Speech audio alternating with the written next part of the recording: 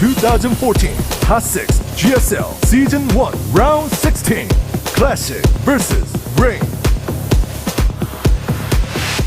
Now, just a moment ago, I misspoke and said that Classic has been the one playing more standard. It's actually the opposite of the case, yeah. Okay, because I was going to say.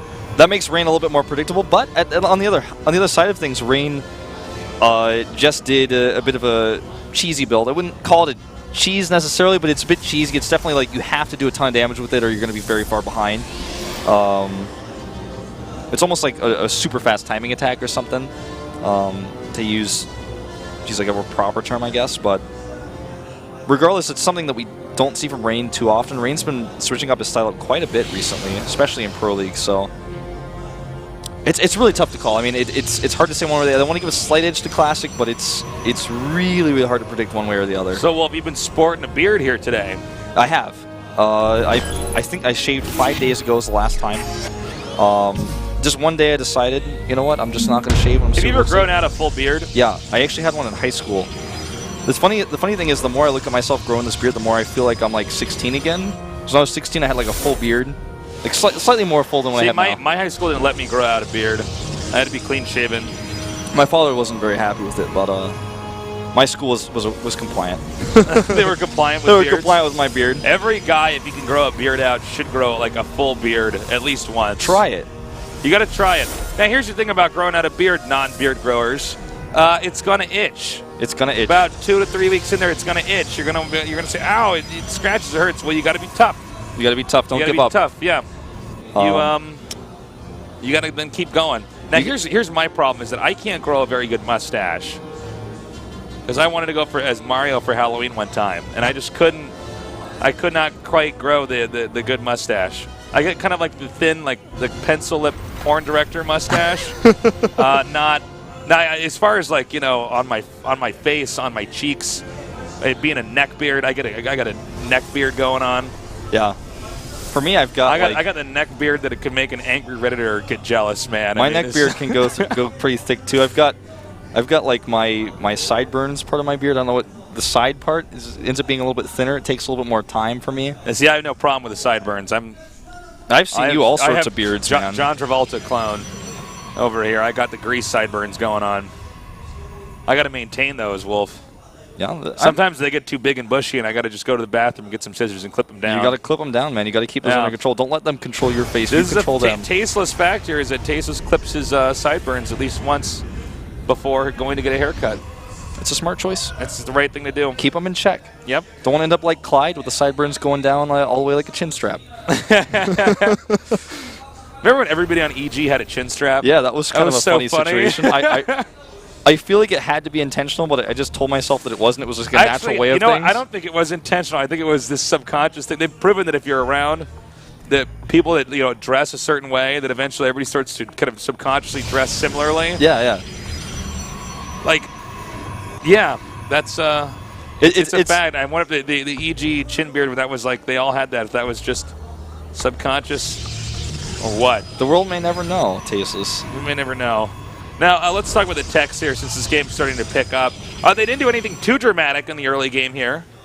It's even in probe count. We have a Robo build versus a Stargate build. Yeah, and he's got a forward warping point here, Rain that is. He's really putting on the pressure here. This is not very Rain-like, but that's the reason why it may end up winning him this series. I think he's just going to make an Oracle, go across the map, and try to kill sentries, maybe even a Phoenix or two. He's just going to attack here. With a Robo build, he could even go for a pickup with Phoenixes. Yeah. Just pick up an Immortal if his opponent tries to make that. And it's going to be an Oracle instead. I think the Oracle is just going to be designed to target down the sentries. He's definitely have to cancel this Nexus. It's crazy if he thinks he can hold this. He's just trying to buy time. Oh my God, is he going to try to hold this? Why are the probes coming down? Is he going to try to hold this with the cannon? He might, but I don't think it's reasonable. I think he has to cancel here. He has to cancel it here. Oh my God, he's going to try to keep it. He's crazy. Okay. Canceled. Now Time Warp has come in here. One Zealot, the rest are Stalkers, doing a good amount of damage right now. Nice kiting so far here by Classic, with Classic now being sent back towards his main. A lot of Stalkers coming in here. That better be an Immortal in that. For sure it is. It's like an Observer. He's like, now I get to see how badly I'm losing when I go to his base. Well, good micro here so far from Rain, but the Oracle is also coming across. Here we go. Needs to target down that Oracle. Absolutely has to. He holds here. He's got he's 2 Harvesters down, but he has the better tech with the Immortal, arguably. Might find himself a little bit contained, though, against that Sentry that's just now been warped in. Yep. This is a funny game. I really, for a second, thought he was going to try to hold that Nexus with the cannon. Yeah. That was, like, well, really close there. I think he wanted to, but, I mean, the focus firing was just too strong. Now Rain expands with a contain here on Classic. Going to get that Stalker here for free. Now he's got to be careful, man, because if he does come out and attack like that, that Oracle could just run in there. In fact, I think it already did once. The Oracle could just go in there and start killing off workers and then run back out, which really puts Classic in a very difficult spot because he's never really allowed to push down his ramp without being punished by losing workers. Meanwhile, Rain expanding off the of this, he's going to have a huge lead. Nice job there tagging the structures and the units. I feel like, well, now that he really can't. I was going to say, feeling like after the second Immortal, maybe making a Warp Prism, try to break out could be something he could do, but now that he's tagged, he's going to reveal that to his opponent. What can Classic actually do to get out of his base and I mean, this is like the Muay Thai clench of PvP, what Rain has here. It's almost checkmate. Anything that Classic tries to do to get out of this, he's going to be punished somehow.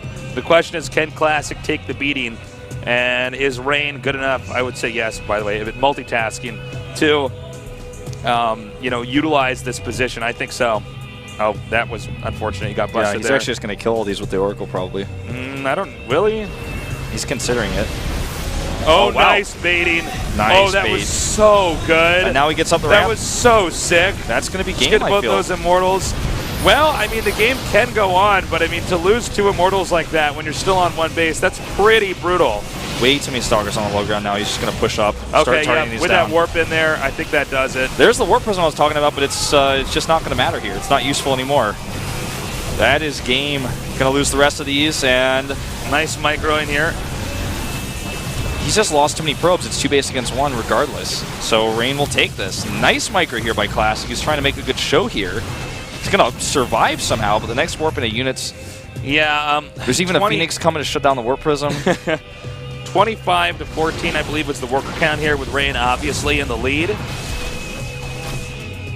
Yep. Here comes that Phoenix. Ruin a Warp Prism's day. He's going to have to use the Nexus Cannon, I guess. No, He's he gonna can't do target it down. anything. Oh! Survives 5 hit points. Top but 3 control. he's just trying to make a show for us, like I said. He's making it fun, but there's no coming back from this one, I'm afraid. Classic, you will be going to the consolation match. Yeah.